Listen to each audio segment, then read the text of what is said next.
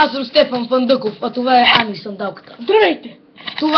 Това са новините от 7:30 часа, защото нямаме 7 часа, защото блогът на Емил Петров е много смотан и никой не го гледа. Затова ние сме най-готините новини и трябва винаги да ни гледате, защото ние сме най-яките.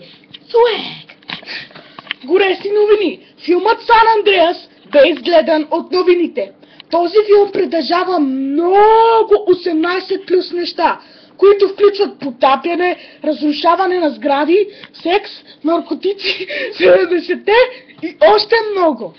Филмът Българ вече има 27 милиона гледания. Това е много повече от България, затова никой друг не го гледа. България е еднота на държава. Махнете си, живейте в Швейцария. Трябва да ви кажем, че цените в България се увеличават. Цените на едната стотинка вече стават на 2 стотинки. О, мага, не мога да повярвам. Цените за 2 лева вече стават на 2 лева и 1 стотинка. Добре, сега, горещи новини. Вече имаме презервативи, секс. Да! Също искам да ви кажа за 70-те. Пари, секс и наркотици.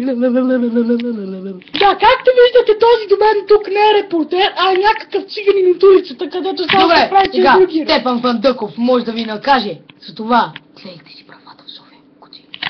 Сега, искам да ви кажа, цените за Xbox се увеличават. 430 лева с Fable и Plants vs. Zombies. Garden Warfare. Swag! Сега, искам да ви кажа, че този циганин до мен ще си изгуби парите, за да си купи Xbox. О, мага! И той има достатъчно пари, за да си... Добре, горещи, наистина горещи новини. Моля ви, ако ходите в мол София Ринг, купете си KFC промоции за 39 лева. And your mama's pussy smells like shit.